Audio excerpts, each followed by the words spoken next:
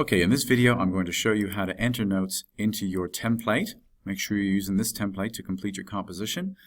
And this is how you start. Click on the rest, not on the whole bar. Click on the rest and then break this whole note rest or semi-breve rest into smaller parts. So by going and clicking on the crotchet, that will break that big rest into smaller rests, into 1 beat or crotchet rests, and I'll do this with the minim rest as well, and I'll turn that into crotchets. Now I have a whole bar full of crotchet rests. It's very important to realize that you must not take these away or delete them because they are taking up space. There are 4 beats in the bar, so there must be the equivalent of 4 beats either in rests or in notes. So now to make one of these into a note, you click it so that it's blue, and then you go up and choose the note value you want. I'll keep it as a crotchet, which Musescore calls a quarter note, and I'll hit N. N is for note input. So when I do that, I then have the option to add any of these notes. And I'm going to add a C to start with.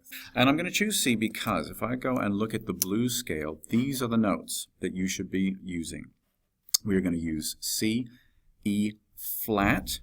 Remember, if we are using an E on the first line, it has to have a flat on it. That might look like EB, but that is E flat, which is a different note than E. F is F natural. G has a flat on it as well. And there's also the option of using G natural. So that little symbol, or that accidental, is a symbol that cancels out that flat. Not strictly necessary there after the bar line, but it just helps to clarify that you can use both the flat version of G and the natural version of G. B has to be flat in the blues scale, and you need to come back to C, your tonic note, every once in a while. You need to use the blue notes, the flattened notes, and you need to avoid using A. Notice that there is A on the second space in the major scale, but not in the blues scale, nor is there D. I've got a crotchet there for C. I'm going to turn this one into something different, so let's make that into a quaver, which Musescore calls an 8th note. And I'll hit note for note entry. I'll put a couple quavers in. I might change that and arrow that down. I'll make that one. Click on the rest. Click on N for note. And I'll make the next one a crotchet. And then I'll make a couple of quavers here. So what I've got now, escape, escape, there's a little escape button that keeps them from changing. What I've got is this. Now it's swinging these quavers, ba, ba, ba, ba, ba, because I've set it up to swing for you. I did that because I'm nice. If I didn't have it set to swing, it would be ba, bum, bum, ba, bum, ba. But we want that jazzy, bluesy sound, so automatically these will swing. Bum, ba, da, da, ba, da. Now there's a problem here, because if I look at my scale, those notes on the first line, they have to be E flats. So to make it sound bluesier, I'm going to change that. And there's 2 ways that you can change that and make it flat. One is to go to your keyboard and find the down arrow and go down. The other way is, and perhaps a more reliable way, is to click on the note head and then go up and then click on the accidental that you want. Flat, natural, or sharp. In this case, we want it flat. Now it's interesting you see that Musescore's changed this one, but it hasn't changed this one. It makes that natural. And this is an important thing to realize. It's an important rule to realize. Even though I have 3 notes here on the first line, the first one is E flat, and actually that flat symbol will carry on to all these notes unless there's something like a natural to cancel it out. So I'm going to delete that. And there it is. It wants to do that again. Delete that. And the reality is this is E flat, and so is this. And so is this.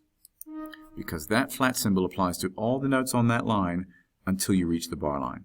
So I should not be seeing flat symbols like that on each note. That's incorrect, because that flat applies right across the line. So we'll take them out. So now the sound is this, which sounds distinctively more bluesy. We will add the next bar a little bit, and I'm going to do the same process. Click on the big rest that's there that automatically fills every empty bar. And notice I haven't changed anything that's in here. You can if you want to, but you don't have to. We're only going to mess with the melody line.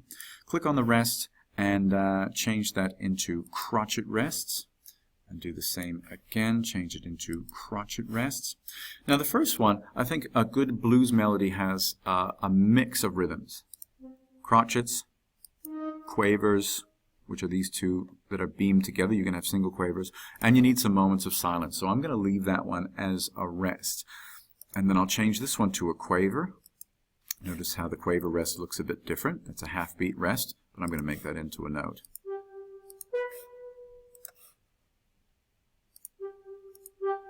So that's just giving me just a tiny bit of syncopation, which I'll talk about in a later video. Just putting in a rest here breaks up the rhythm. Now I'm going to check my notes every time I put them in, G's and B's. Going back to the blues scale, G flat, am I allowed a G natural? Yes, I am. So that's what the G looks like. It's a natural because there's nothing making it flat, but aha! The B needs to be flat. So I'm going to take that flat and either down arrow, or I'm going to click on the note and click on the flat itself. So now I've got this sound. And I've got something bluesy happening. So that's how you put your notes in, and you continue the whole way through. You should fill up every single bar all the way to the last bar with notes, crotchets, quavers, or with rests, either crotchet rests or quaver rests. That's up to you.